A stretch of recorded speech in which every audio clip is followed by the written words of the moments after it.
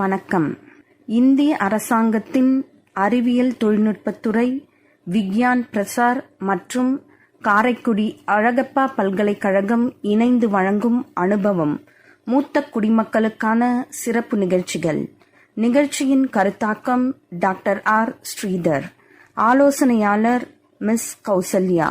நிகழ்ச்சி ஒருங்கிணைப்பாளர் டாக்டர் பாரதி.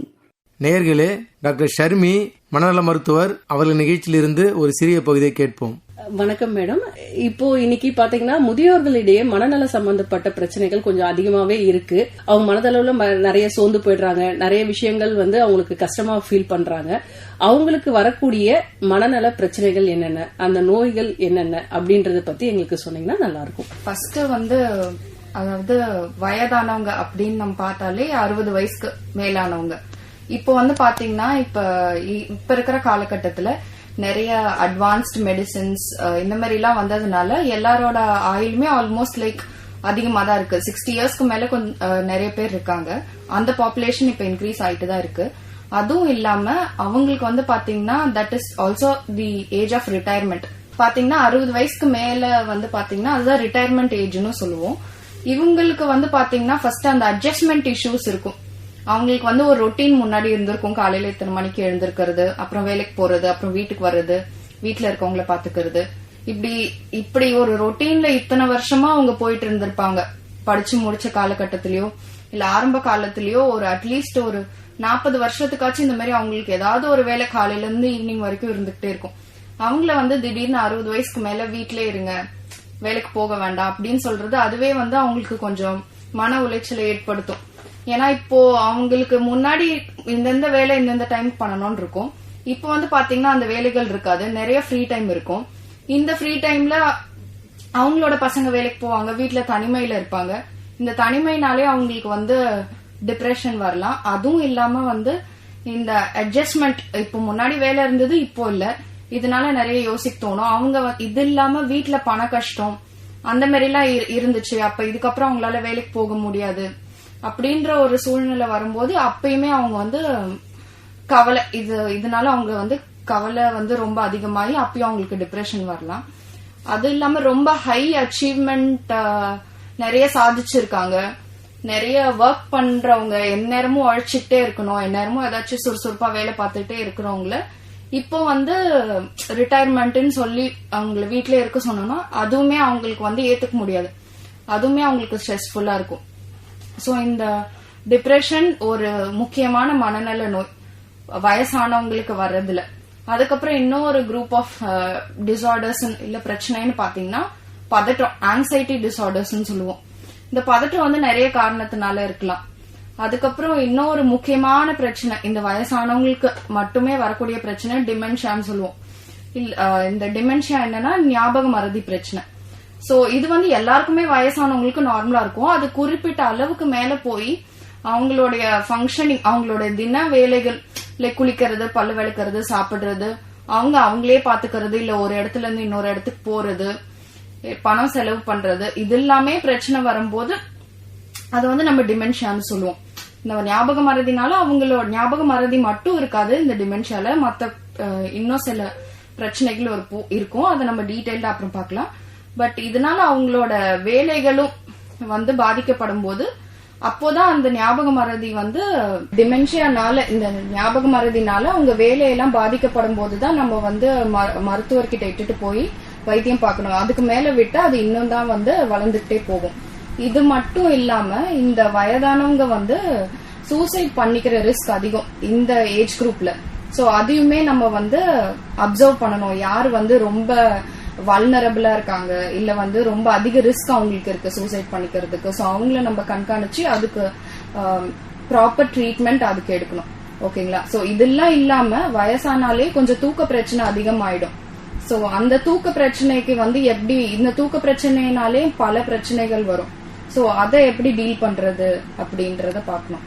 அதுக்கப்புறம் ட்ரிங்க்ஸ் பழக்கம், இந்த வயசாயிட்டா நிறைய பேருக்கு அந்த ட்ரிங்க்ஸ் பழக்கம் ஆரம்பிச்சிடுவாங்க. ரெகுலரா தினைக்கும் ஃப்ரெண்ட்ஸ் கூட டைம் ஸ்பெண்ட் பண்றதுக்காக போய் ட்ரிங்க் பண்றது, சோ இந்த மாதிரி ப்ராப்ளம்னாலயும் நிறைய பிரச்சனைகள் வரலாம், மனநல பிரச்சனை இந்த ட்ரிங்க் பண்றதுனாலே. பிளஸ் இந்த ட்ரிங்க் பண்றதுனால நம்மளோட மூளை காக்னிட்டிவ், நம்மளோட மூளை செயல்பாடுகள் வந்து இதனால பாதிக்கலாம். ரெகுலரா வந்து ட்ரிங்க்ஸ் எடுத்துக்கிட்டே இருக்காங்க, ஒரு 30 years 40 years எடுத்துக்கிட்டே இருக்காங்க அப்படின்னா அதனாலயும் வந்து நம்ம மூளையோட செயல்பாடுகள் எஃபெக்ட் ஆகலாம். சோ ஓவராலா பாத்தீங்கன்னா இந்த டிப்ரெஷன், ஆங்ஸைட்டி டிசார்டர்ஸ், அப்புறம் டிமென்ஷியா, அதுக்கப்புறம் வந்து இந்த சூசைட், அதுக்கப்புறம் இதை நம்ம சப்ஸ்டன்ஸ் யூஸ் டிசார்டர்ஸ் சொல்லுவோம். இந்த டெய்லியும் ட்ரிங்க்ஸ் எடுத்துக்கிட்டு இதனால வந்து நிறைய பிரச்சனைகள் ஃபேஸ் பண்றவங்கள அது வந்து அந்த மாதிரி சப்ஸ்டன்ஸ் யூஸ் டிசார்டர்ஸ், அது ஒரு மனநல நோய் அப்படின்னு நாங்க சொல்லுவோம். சோ இதெல்லாம் தான். அப்புறம் ஸ்லீப் ரிலேட்டட் ப்ராப்ளம்ஸ். சோ இதெல்லாம் தான் வந்து வயதானவங்கள வரக்கூடிய ப்ராப்ளம்ஸ். நன்றி மேம். இப்போ என்னென்ன பிரச்சனைகள் வயதானவர்களுக்கு வருது அப்படின்றத விரிவா சொன்னீங்க. இப்போ நம்ம முதல்ல நீங்க சொன்ன பிரச்சனை அப்படின்னா டிப்ரெஷன், மன அழுத்தம். இது வந்து எதனால ஏற்படுது, இதுக்கான அறிகுறிகள், அது நம்ம ஆரம்ப கால அறிகுறிகள் என்ன, இதுல இருந்து வெளிவரதுக்காக என்ன மாதிரி மருத்துவங்கள் நம்ம மேற்கொள்ளலாம், இதையும் எங்களுக்கு இப்ப சொன்னீங்கன்னா நல்லா இருக்கும்.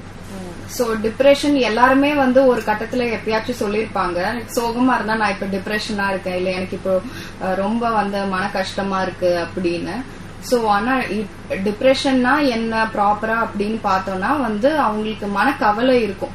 அதாவது நம்ம எல்லாருமே வந்து அன்றாட வாழ்க்கையில கண்டிப்பா ஏதாவது ஒரு பிரச்சனையை சந்திப்போம். அந்த டைம்ல வந்து எல்லாருமே ஒரு 2-3 நாள் இல்ல ஒரு 4-5 நாள் கூட சோகமா இருந்திருப்போம் அந்த பிரச்சனைகள் ஃபேஸ் பண்ணும்போது.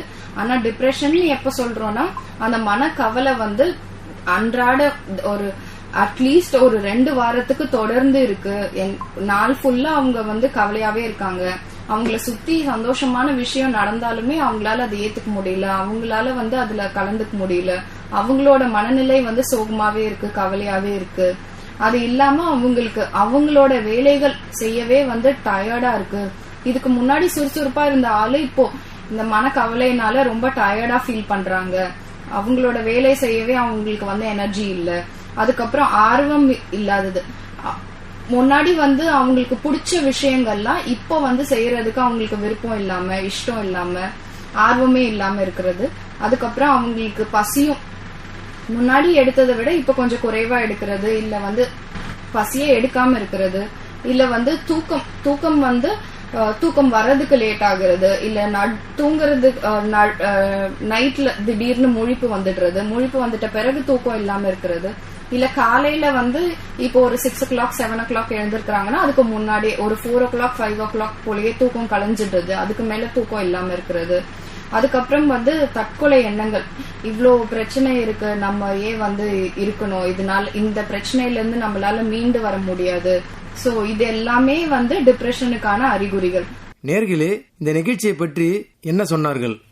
வணக்கம், என் பெயர் ஜனனி, என் வயது 25. டாக்டர் ஷர்மி சைக்காட்ரிஸ்ட் சொன்னபடி வயசானவங்களுக்கு இந்த டிம்னிஷியா வர்றப்போ ஸ்டார்டிங் ஸ்டேஜ்லேயே எப்படி பார்க்கணுன்றது ரொம்ப யூஸ்ஃபுல்லாக இருந்தது. அதே மாதிரி தூக்கமின்மை காரணமாக இந்த தூக்க மாத்திரை வந்து போடுறதுன்றது அடிக்ட் ஆகக்கூட இருந்து தெரிய வருது. ஸோ இது வந்து ரொம்ப யூஸ்ஃபுல்லாக இருந்தது அவங்க பேசினது. தேங்க்யூ. நேயர்களே, டாக்டர் நவீன்குமார், எலும்பு சிகிச்சை நிபுணர், அவர்களின் நிகழ்ச்சியிலிருந்து ஒரு சிறிய பகுதியை கேட்போம். வணக்கம், நான் மருத்துவர் நவீன்குமார், முதுகுத்தண்டு மற்றும் எலும்பு அறுவை சிகிச்சை நிபுணர், மருத்துவமனை. இன்று நாம் முதுமையில் மக்களுக்கு ஏற்படக்கூடிய எலும்பு மற்றும் எலும்பு சம்பந்தமான நோய்கள் பற்றியும் அதனை தடுக்கும் விதங்களை பற்றியும் பார்ப்போம். பொதுவாக எடுத்துக்கிட்டீங்கன்னா முதுமையில மக்களுக்கு வருகின்ற நோய் அப்படி எடுக்கும்போது பார்க்கும் பொழுது முதுகு வலி மற்றும் மூட்டு தேய்மானத்தை கொண்ட மூட்டு வலி, இதுதான் நம்ம பொதுவாக பார்க்கறது. பட் அதை விட பொதுவாக இருக்கிறது மக்களுக்கு நாம் காணோட பெரிய நோய் ஒன்று இருக்கு, அது என்னன்னு பற்றி பார்ப்போம். ஸோ உதாரணத்துக்கு எடுத்துக்கிட்டீங்கன்னா வயசானவங்க நம்ம எல்லாரும் கேள்விப்பட்டிருப்போம், வீட்டுல குளியறையில ஒரு வழுக்கி விழுந்திருப்பாங்க, இல்ல உட்காந்த மாதிரி விழுந்திருப்பாங்க, அவங்களுக்கு எலும்பு உடைஞ்சிருக்கு அப்படின்னு சொல்லியிருப்பாங்க. இது நம்ம பொதுவாக காணப்படுற ஒரு விஷயம். அவங்க மருத்துவர்கிட்ட போகும்போது அந்த மருத்துவர் எக்ஸ்ரே எடுத்து பார்த்துட்டு அவங்க எலும்பு வீக்கா இருக்கு, அதனாலதான் உடைஞ்சிருக்கு அப்படின்னு சொல்லுவாரு. ஏன் அந்த எலும்பு வீக்கா இருக்கு, ஏன் உடைஞ்சிருக்குங்கிறத பத்தி பார்ப்போம். பொதுவாக ஒரு எலும்பு அதோட தன்மையை பத்தி பார்க்கும் பொழுது, ஒரு குழந்தை பிறக்கும் பொழுது அந்த எலும்பு மென்மையாவே இருக்கு. அந்த குழந்தை வளரும் பொழுது அந்த எலும்புல அதற்கு தேவைப்படுற கால்சியம் மற்றும் பாஸ்பரஸ் சேரும் பொழுது அந்த எலும்பு வலுப்படுது. ஒரு மனிதனுக்கு எலும்பு வலு அதிகமாக இருப்பது 30 to 35 வயது இருக்கும் பொழுது எலும்பு அதோட அதிகமான எலும்பு வலுப்பெற்று இருக்கிறது. அதன் பிறகு அவருடைய எலும்பு அதோட தன்மையை அடர்த்தி தன்மையை குறையுது. இது நார்மலாக இயற்கையாக நடக்கக்கூடிய ஒரு ப்ராசஸ் ஆகும்.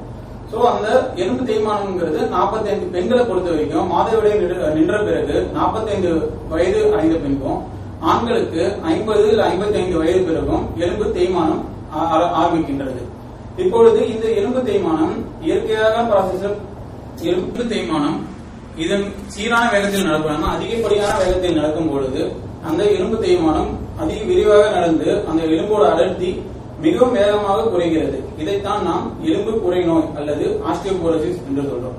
இந்த ஆஸ்டியோபோரோசிஸ் என்பது இன்று நம்ம நாட்டில் எடுத்துக்கொண்டால் 5 ஒருவருக்கு இது இருக்கிறது.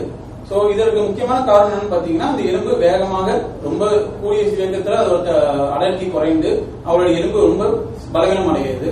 சோ இந்த மாதிரியான ஏற்படக்கூடிய மக்கள் சாதாரணமாக வீட்டில் இருக்கும் பொழுது விழுந்தாலோ அவர்களுடைய முதுகுத்தண்டு எலும்போ அவர்களுடைய இடுப்பெலும்போ உடைவு ஏற்பட்டு அவர்களுடைய வாழ்வின் தன்மை மிகவும் பாதிக்கப்படுது. நிறைய நேரங்களில் அவருடைய ஆட்காலம் மிகவும் பாதிக்கப்படுகிறது. இது ஒரு மிகவும் கொடிய நோயாகும். நன்றி சார். இப்போ முதியோர்களை பாதிக்கிற எலும்பு சம்பந்தமான நோய்ல இந்த எலும்பு குறை நோய் ரொம்ப முக்கியமான நோய் அப்படின்றத நீங்க சொன்னீங்க. இது இந்தியாவில 5 ஒருவருக்கு இருக்கு அப்படின்றது சொன்னீங்க. இப்போ இந்த பாதிப்பு அதிகமா யாருக்கெல்லாம் ஏற்படுது, எந்த மாதிரியான மனிதர்களுக்கு இந்த நோய் அதிகமா தாக்குது அப்படின்றத பத்தி எனக்கு சொல்லுங்க. இந்த எலும்பு குறை நோய் என்பது பொதுவாக எடுத்துக்கிட்டீங்கன்னா பெண்களுக்கு மிகவும் அதிகமாக காணப்படுது. ஏன் பெண்களுக்கு ஏற்படுது என்பது அவர்களுக்கு பெண்களுக்கு எலும்பை மிகவும் பாதுகாக்கிற ஒரு ஹார்மோன் என்பது ஈஸ்ட்ரோஜன் என்கின்ற ஹார்மோன் ஆகும். இந்த ஹார்மோன் அந்த எலும்பு தேய்மானத்தை கட்டுப்படுத்துது. ஆனால் அவங்களுக்கு மாதவிடாய் நின்ற பிறகு அதோட ஈஸ்ட்ரோஜன் ஹார்மோனுடைய அளவு உடம்பில் குறைய ஆரம்பிக்குது. அது குறையறப்ப 45 வயசு அடைகிற எல்லா பெண்களுக்கும் பொதுவாகவே எலும்போட அடர்த்தி தன்மை குறையுது. இரண்டாவதா எடுத்துட்டீங்கன்னா உடல் பருமன் அதிகமாக இருக்கும் பொழுதும் இந்த எலும்பு தேய்மானம் வேகமாக நடைபெறுது. அடுத்ததாக எடுக்கும் பொழுது மதுப்பழக்கம் மிகவும் வேகமாக கொண்டு போகிறது. அடுத்து புகையிலை பழக்கமும் எலும்பை வேகமாக அரித்து செல்கிறது. இதை தவிர்த்து பொதுவாக காணப்படுகிற நீரிழிவு நோய் என்கின்ற டயபெட்டிஸும் அவர்களுக்கு கிட்னி தொடர்பான தொந்தரவுகள். இதை தவிர்த்து பொதுவாக காணப்படுகின்ற நீரிழிவு நோய் என்கின்ற டயபெட்டிஸும் கிட்னி போன்ற தொந்தரவுகளும் ஏற்படும் பொழுது அவர்களுக்கு இந்த ஆஸ்டியோபோரோசிஸ் வேகம் மிகவும் அதிகமாக காணப்படுகின்றது. இதற்கான சிம்டம்ஸ், அவர்களுக்கு என்னென்ன சிம்டம்ஸ் இருக்கு, இதை சிம்டம்ஸ் வச்சு கண்டுபிடிக்க முடியுமா, அவர்களுக்கு எப்படி கண்டுபிடிக்கிறது? ஏன்னா இந்த நோய் என்பது அவர்கள் எலும்பு பெரும்பாலும் அவர்களுக்கு எலும்பு உடைந்த பின்பே கண்டறியப்படுகிறது ஆஸ்டியோபோரோசிஸ் இருக்குன்றது. அதற்கு முன்னாடி அவர்களுக்கு வீட்டில் என்ன தொந்தரவு இருக்குங்கிறது எப்படி கண்டுபிடிக்கலாம்னா, அவர்களுக்கு சாதாரணமாக எலும்பில் வலி ஏற்படும். ஒரு வயதானவர்களுக்கு உடம்பில் நடந்து சென்றாலே எலும்புல வலி ஏற்படுது. மூட்டு தேய்மானத்தை இல்லாம எலும்பில் வலி ஏற்படுறதோ இல்ல தசைகளை வலி ஏற்படுறது என்பது பொழுது அவர்களுக்கு எலும்பில் அதோட விட்டமினும் கால்சியமும் குறைஞ்சிருக்கும் பொழுது இந்த மாதிரி எலும்பிலும் மூட்டிலும் வலி வரலாம். இது காமனாக மக்கள் காணுகின்ற ஒரு சிம்டம்ஸாக இருக்கிறது. இது இல்லாம இந்த நோய் ரொம்ப அதிகமாக பாதிக்கப்படும் பொழுது அவர்களுக்கு பாதிக்கப்படுற எலும்பு என்று எடுத்துக்கொண்டால் 3 எலும்புகள் இந்த எலும்பு நோயினால் பாதிக்கப்படுகின்றது. முதலாக எடுத்துக்கொள்ளும் பொழுது நம்ம முதுகு தண்டுவடை எலும்பு பாதிக்கப்படும் பொழுது அவர்களுக்கு முதுகு வலி மற்றும் அதனால் ஏற்படும் கால் கைகள் நரம்பு பாதிப்பு ஏற்படுகின்றது. இது இல்லாமல் இரண்டாக பாதிக்கப்படுவது இடுப்பு எலும்பு பெரும்பாலும் நேரங்களில் இவர்கள் விழும் பொழுது உடைந்து விடுகிறது. இதனால் அவர்களுக்கு நடந்து செல்வதோ அவர்களுடைய அன்றாட பணி செய்வது எல்லாமே பாதிக்கப்படுது. மூன்றாவதாக அவங்களுக்கு பாதிக்கப்படுறது அவர்களுடைய கை எலும்பும் பாதிக்கப்படுகிறது. இதெல்லாம் பொதுவாக நம்ம காணப்படுகின்ற அறிகுறிகள். இப்போ ஒருத்தர் இந்த மாதிரி நோயால பாதிக்கப்பட்டிருக்காங்களா, எலும்பு தேய்மானம் அவங்களுக்கு மிக விரைவா இருக்கா, இல்ல எப்பயும் போல நார்மலா தான் இருக்கா, அதாவது எல்லாருக்கும் அந்த மாதிரி கிராஜுவலா தான் அந்த தேய்மானம் இருக்கா அப்படிங்கறத எப்படி சார் நம்ம தெரிஞ்சுக்கலாம்? அது தெரிஞ்சுக்கிறதுக்கு ஏதாவது டெஸ்ட் இருக்கா, அதை பத்தி எனக்கு சொல்லுங்க. இந்த எலும்பு குறை நோயை நம்ம கண்டுபிடிக்கிறதுக்கு டெஸ்ட் இருக்கு. சோ நம்ம வருடாந்திர நம்ம ஹெல்த் செக்அப் பண்ணும்பொழுது அவர்களுக்கு டெக்ஸா ஸ்கேன் என்றது ஒன்று இருக்கு. இந்த டெக்ஸா ஸ்கேன் என்பது நம்ம எலும்போட அடர்த்தியை செக் பண்றது ஒரு டெஸ்ட் ஆகும். இதை நம்ம டெஸ்ட் பண்ணும்போது நம்ம எலும்புல எவ்வளவு அடர்த்தி இருக்கு, அதோட ஸ்ட்ரென்த் எவ்வளவு இருக்குங்கிறத நம்ம இந்த டெஸ்ட் மூலமா தெரிஞ்சுக்கலாம். அவங்க அதுல ஒரு அளவீடு கொடுப்பாங்க. அந்த அளவீடு -2.5க்கு கீழே இருந்தா அவங்களுக்கு ஆஸ்டியோபோரோசிஸ் என்று அறியப்படுது. இதை கொண்டு நம்ம ஈஸியாக நம்ம இந்த நோயை அறியலாம். சோ இப்ப உங்களுக்கு எலும்பு குறை நோய் கண்டுபிடிச்சிட்டாங்க, ஆஸ்டியோபோரோசிஸ் இருக்குன்னு டாக்டர் சொல்லிட்டாங்கன்னா அதுக்கு என்னென்ன வழிகள் அப்படின்னு பார்க்கும்பொழுது வாழ்வியல் மாற்றங்கள் பண்ணா உணவு போன்ற சம்பந்தமான உணவு மாற்றங்கள் செய்யும்போது சரி செய்ய முடியும். அதற்கு முன்பு நம்ம மாத்திரைகள் என்னென்ன மாத்திரைகள் கொண்டு சரி செய்யலாம் அப்படின்னு பார்க்கும்பொழுது முதலாவதாக எடுத்துக்க வேண்டிய மாத்திரை என்பது கால்சியம். கால்சியம் எலும்புக்கு ஒரு முக்கியமான ஒரு தாது பொருள் ஆகும். சோ ஒரு நாளைக்கு தேவைப்படுகிற கால்சியம் அளவு என்பது 1200 மில்லிகிராம் ஒரு நாளைக்கு எடுத்துக்கொண்டால் அவர்களுக்கு இந்த எலும்பு குறை நோயிலிருந்து பாதுகாக்கப்படுவாங்க. இரண்டாவதா தேவைப்படுற ஒரு பொருள் என்பது வைட்டமின் டி. வைட்டமின் டி இயற்கையாகவே நம்மளுக்கு சூரிய சக்தியிலிருந்து கிடைக்குது. பட் இந்த எலும்பு குறை நோய் உள்ளவர்களுக்கு அது போதிய அளவு இல்லாதனால அவங்க வைட்டமின் டி டேப்லெட்ஸா எடுத்துக்கும் பொழுது இந்த நோயோட பாதிப்பு குறையும் செய்கிறது, எலும்பு இன்னும் சக்தியுற்றதாகிறது. அவர்களுக்கு தேவையான அளவான விட்டமின் டி என்பது 800 இன்டர்நேஷனல் யூனிட் தேவைப்படுகிறது. பொதுவாகவே கால்சியமும் விட்டமின் டியும் சேர்ந்து ஒரே டேப்லெட்டாக கிடைக்கிறது. இது பொதுவாக எடுத்துக்கொள்கின்ற மாத்திரைகள். இதற்கடுத்து உள்ள மாத்திரைகள் பாத்தீங்கன்னா பிஸ்பாஸ்பனேட் என்ற மாத்திரைகள் எடுக்கும் பொழுது நம்ம எலும்பு தேய்மானத்தை ஏற்படக்கூடிய செயலை குறைக்கிறது. சோ பொதுவாகவே பிஸ்பாஸ்பனேட் எடுக்கும் பொழுது எலும்பு தேய்மானம், எலும்பு அரிப்பு கட்டுப்படுத்தப்படுகின்றது. மாத்திரைகள் வாரம் ஒரு முறையோ இல்ல மாதத்துக்கு ஒரு முறை எடுத்துக்கிற மாதிரி இருக்கும். சோ பிஸ்பாஸ்பனேட் மாத்திரை, கால்சியம் மாத்திரை நம்ம சேர்ந்து எடுக்கும் பொழுது இந்த நோயோட வேகத்தையும் தன்மையும் நம்ம குறைக்க முடியும். இது இல்லாமல் இன்ஜெக்ஷன் மாதிரி போடுகின்ற டெரிபாரடைட் போன்ற மாத்திரைகளும் உள்ளது. இல்ல ஸ்ப்ரே மாதிரி யூஸ் பண்ற கால்சிடோனின் போன்ற மாத்திரைகளும் உள்ளது. இது ஒவ்வொரு நோயாளியும் கண்டறிந்து அந்த மருத்துவர் அதற்கு ஏற்ப மாத்திரைகள் வழங்குவார்கள். நேர்களே, இந்த நிகழ்ச்சியை பற்றி என்ன சொன்னார்கள்? என் பேரு கோபால், வயசு 59.